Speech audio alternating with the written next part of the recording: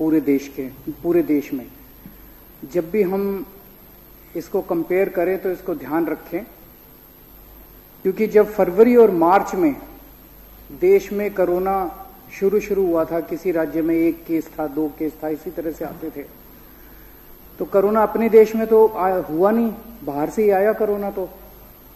तो उस वक्त जिन जिन देशों में कोरोना बहुत ज्यादा हो गया था, जैसे इटली है उन दिनों में, लंदन है उन दिनों में, इन कुछ देशों में बहुत ज्यादा हो गया था कोरोना, तो वहां रहने वाले इंडियंस ने भारत सरकार को कहा कि भाई हम अपने देश में वापस आना चाहते हैं।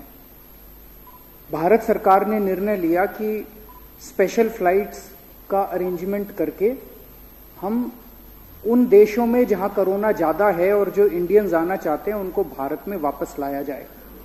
अच्छी बात है, दिल्ली देश की राजधानी है, तो वो जितनी भी फ्लाइट्स बाहर से आई उसकी 80-90% फ्लाइट्स दिल्ली में उतरी वो। और उन दिनों में नया नया था कोरोना, किसी को कुछ ज्यादा ज्ञान नहीं था, तो तब तक कोई प्रोटोकॉल नहीं थे, कोई आईसीएमआर की गाइडलाइंस नहीं थी, कोई क्वारंटाइन नहीं था, कोई आइसोलेशन नहीं था। तो 22 मार्च का एक लेटर है जो हमारे हेल्थ सेक्रेटरी ने सारे डीएम्स को भेजा हुआ है, उसमें लिखा हुआ है कि पिछले 1 महीने में 32,000 यात्री बाहर से आए हैं, और वो 32,000 यात्री बाहर से आके दिल्ली के अलग अलग कोने में फैल गए हैं। उनको आइडेंटिफाई करो। अब तब तक मेरे ख्याल से 18 मार्च के आसपास केंद्र सरकार की गाइडलाइंस आई थी कि भाई जो बाहर से लोग आ रहे हैं उनको क्वारंटाइन करो, तब उसके आसपास ही आई थी। तो ये 22 मार्च को दिल्ली की हेल्थ सेक्रेटरी ने एक चिट्ठी भेजी सारे डीएम्स को कि भाई ये 32,000 लोग, इनकी लिस्ट आप लोग एयरपोर्ट से लो और उनको चिन्हित करो। और उनको अब 32,000 लोगों को चिन्हित करना तो लगभग नामुमकिन सी बात थी। ये 32,000 लोग उन देशों से आए थे जहां बहुत ज्यादा कोरोना था। तो आप सोच सकते हो कि इनमें से कितने सारे लोग ऑलरेडी कोरोना से संक्रमित होंगे। 5,000, 6,000, 7,000। तो दिल्ली ने 0 से शुरू नहीं करा, दिल्ली ने वहां से शुरू करा। 5 या 6,000 केस से तो शुरू करा दिल्ली ने, और उसके बाद लॉकडाउन हो गया। नया नया था कोरोना, मेरे को याद है उन दिनों में कोई किट नहीं थी, कोई टेस्टिंग किट नहीं थी, कोई पीपी किट नहीं थी, कोई टेस्ट होते ही नहीं थे।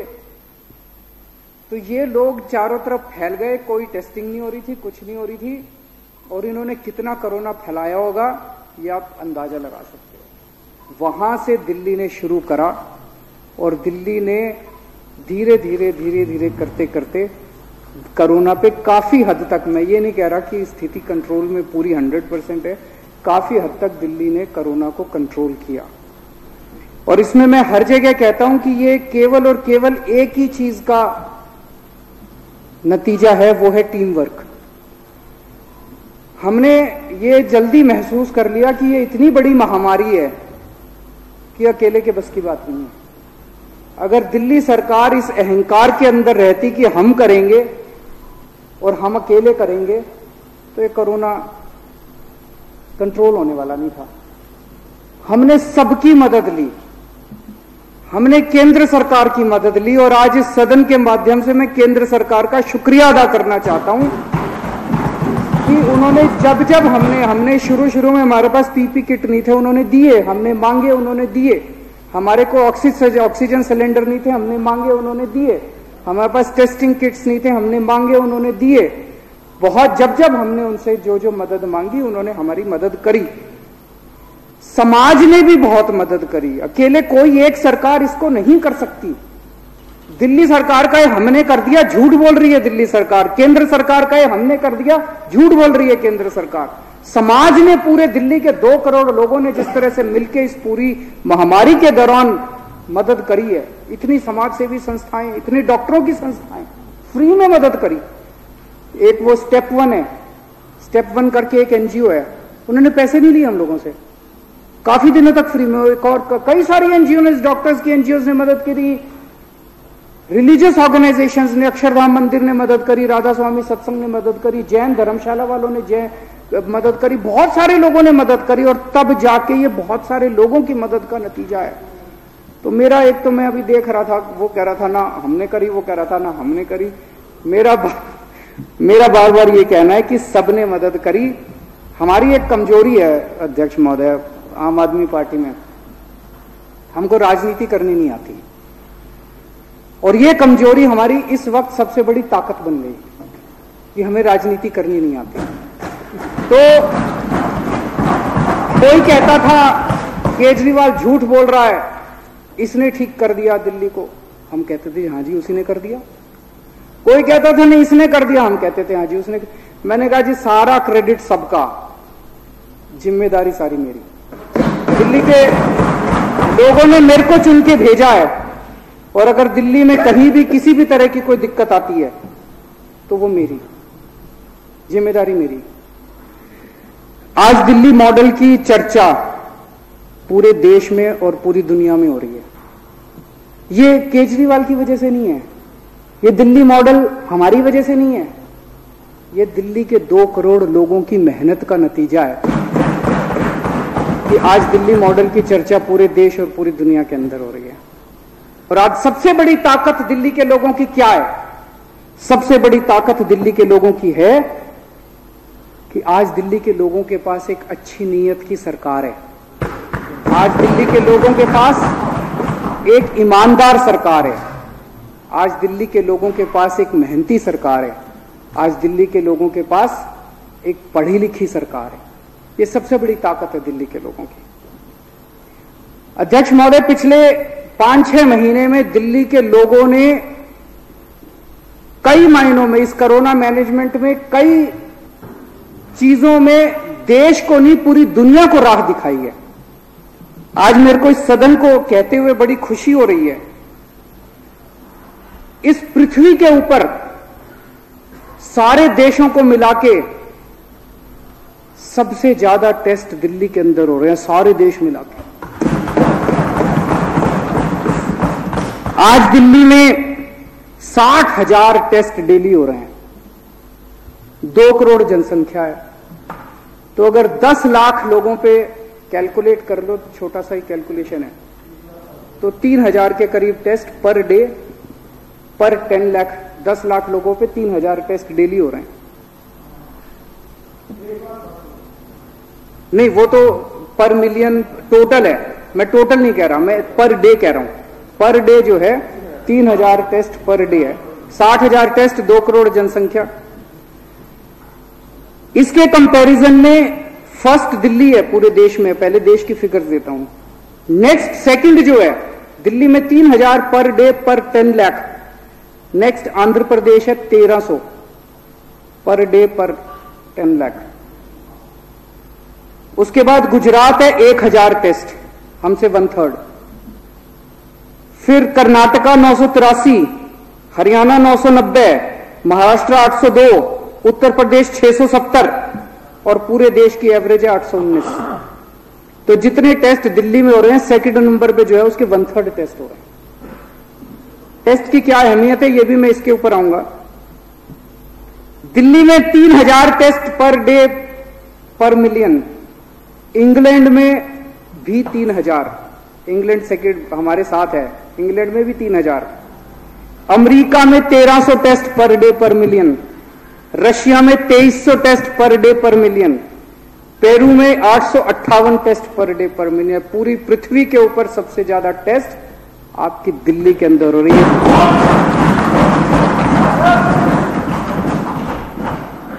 अब तक हम 21 लाख लोगों के टेस्ट कर चुके हैं। 11% दिल्ली की आबादी का टेस्ट कर चुके हैं। पूरी दुनिया के अंदर ऐसा कोई देश नहीं है, कोई शहर नहीं है जिसने अपनी पूरी पॉपुलेशन का 10% लोगों का टेस्ट कर लिया हो। अभी विजेंद्र गुप्ता जी ने, मेरे भाई हैं, उन्होंने कहा कि वहां फलानी जगह कहीं टेस्ट की कोई, मेरे विपक्ष के और हमारे सबके से विनती है, मैं ये नहीं कह रहा कि दिल्ली के अंदर कोरोना 100% मैनेजमेंट सही हो रहा है। हमारी 100 गलतियां हैं, उन गलतियों को हम सबको मिलकर ठीक करना है।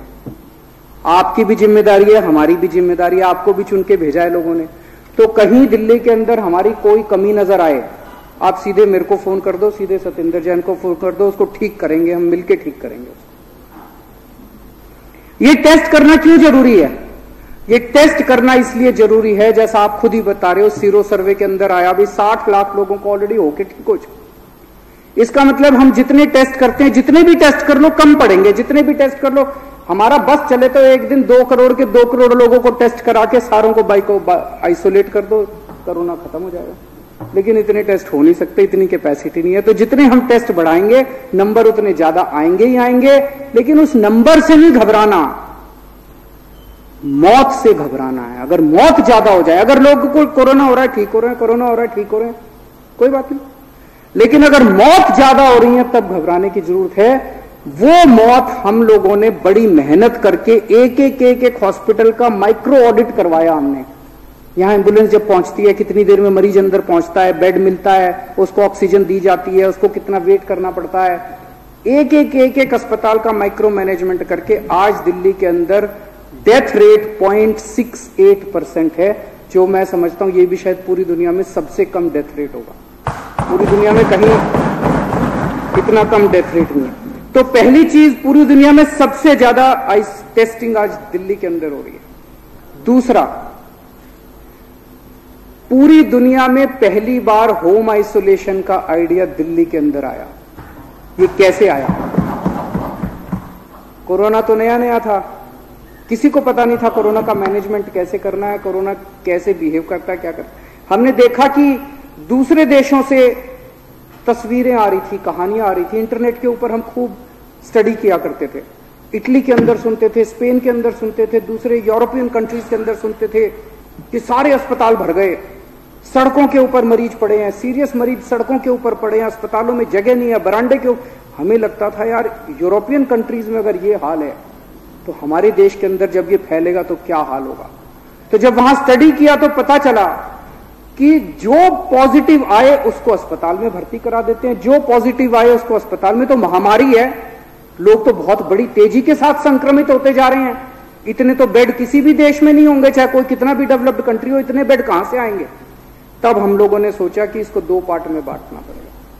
जो लोग एसिम्टोमेटिक है, जिनको कोई सिम्टम नहीं है, उनको अस्पताल की क्या जरूरत है। जो माइल्ड सिम्टम वाले हैं, जिनको ज्यादा अस्पताल की दिक्कत नहीं, उनको क्या जरूरत है।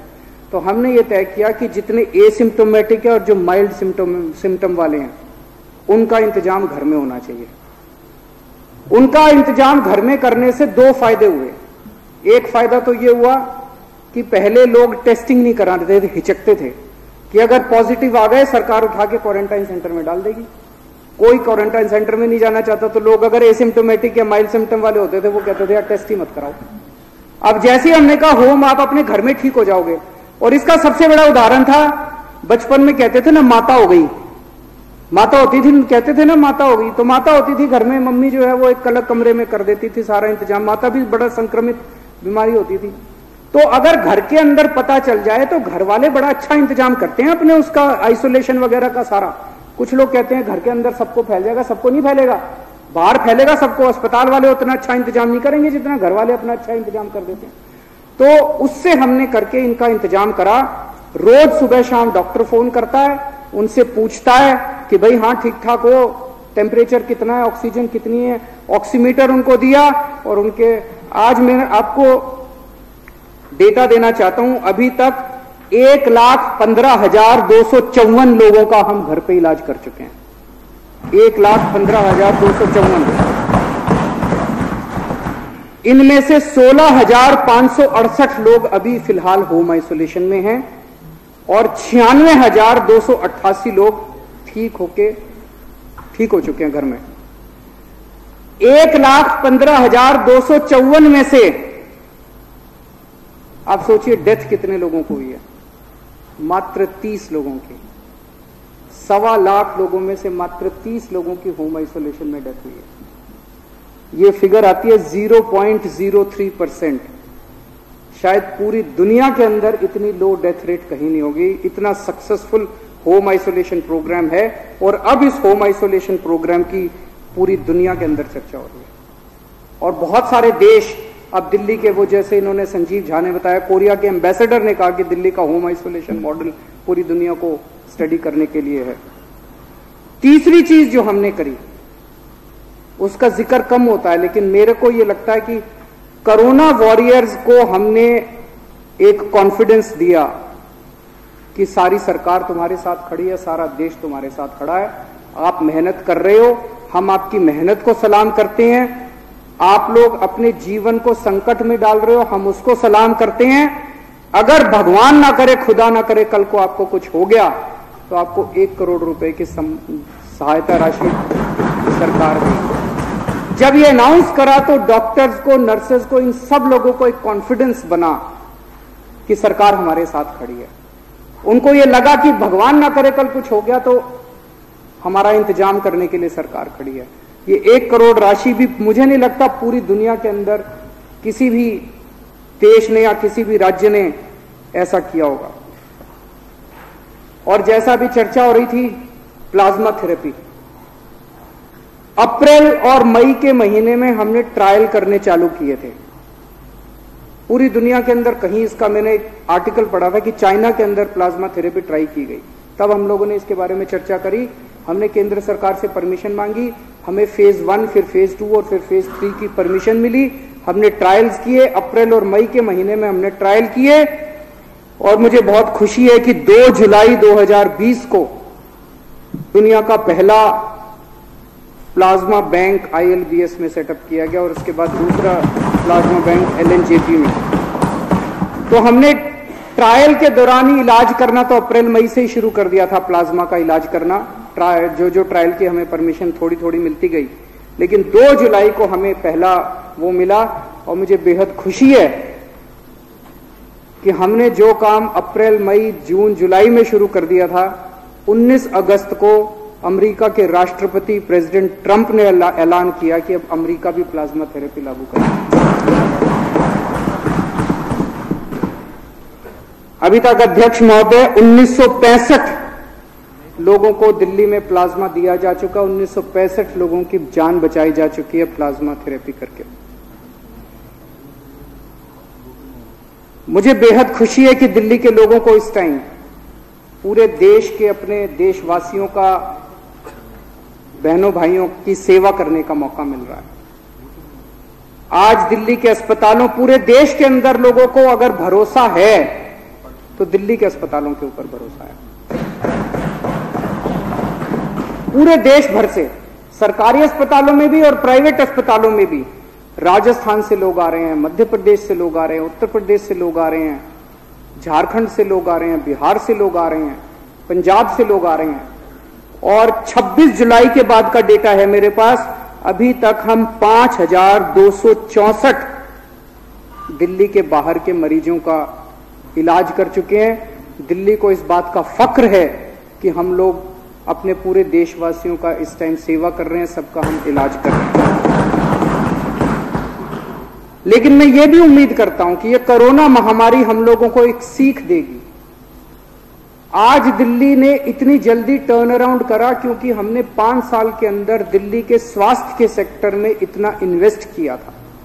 कुछ लोग कहते हैं, अरविंद जी आप तो कहते हो हमने दिल्ली में अस्पताल ठीक कर दिए थे, फिर जून के महीने में आपके बेड की कमी क्यों हो गई फलान। दिल्ली कोरोना की महामारी एक स्पेशल किस्म का इलाज मांगती है। जैसे हमारा LNJP हॉस्पिटल, LNJP हॉस्पिटल में हार्ट की भी इलाज होता है, न्यूरो का भी इलाज होता है, इसका भी इलाज होता है, तो अलग अलग डिपार्टमेंट है। कोरोना वाले में तो केवल ऑक्सीजन चाहिए, तो अब सारे डिपार्टमेंट खत्म करके सारे बेड्स को ऑक्सीजन बेड्स में कन्वर्ट करना पड़ा। सारे आईसीयूज को खत्म करके सारे आईसीयूज को केवल और केवल कोरोना के लिए। वो टर्न अराउंड इसलिए पॉसिबल हुआ क्योंकि हमारे पास बेसिक इंफ्रास्ट्रक्चर मौजूद था। तो वो टर्न अराउंड करके हमने दिल्ली के अस्पतालों को तुरंत टर्न अराउंड किया और उनको उसमें कन्वर्ट किया। तो आज मैं उम्मीद करता हूं कि कोरोना की महामारी से सीख लेके, जैसे दिल्ली ने 5 साल के अंदर हेल्थ इंफ्रास्ट्रक्चर में इतना इन्वेस्ट किया है, बाकी देश की राज्य सरकारें भी अपने अपने राज्य के अंदर हेल्थ के अंदर इन्वेस्ट करेंगी, ताकि उनकी लोगों को अपना इलाज कराने के लिए दिल्ली आने की जरूरत, इतनी दूर आने की जरूरत ना पड़े। अध्यक्ष महोदय, इस टाइम ये बहुत बड़ी महामारी है और जैसा मैंने कहा कि अकेले कोई सरकार नहीं लड़ सकती, समाज को साथ आना पड़ेगा। आम आदमी पार्टी केवल चुनाव लड़ने के लिए नहीं बनी थी। आम आदमी पार्टी सत्ता के लिए नहीं बनी। आम आदमी पार्टी देश के लिए बनी है। आम आदमी पार्टी का एक एक कार्यकर्ता की एक एक सांस देश के लिए है। आम आदमी पार्टी का एक एक कार्यकर्ता, उसकी एक एक सांस, उसकी एक एक क्षण जो है वो देश के लिए समर्पित है। मैंने सभी कार्यकर्ताओं को कहा है कि इस टाइम डरो मत, अपने अपने घरों से बाहर निकलो।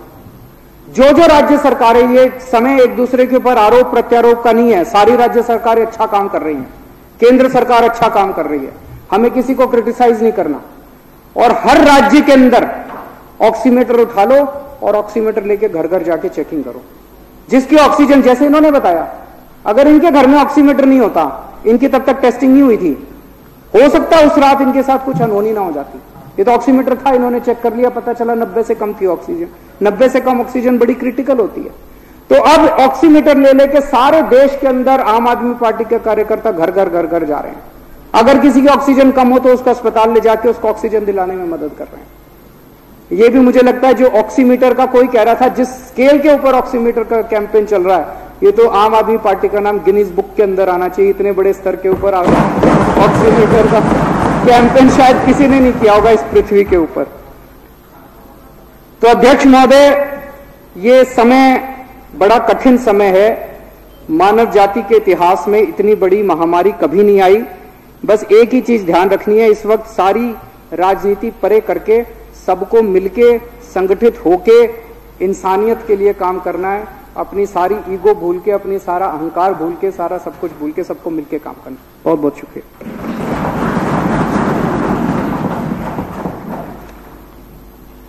बीच में हमने चर्चा छोड़ी थी विधेयक का पूरे स्थापन, उसमें कहा गया था कि हमको मिला नहीं है। अब मैं समझता हूँ उसके एक बाद चर्चा भाग अगर कोई लेना चाहता है तो हाथ खड़ा कर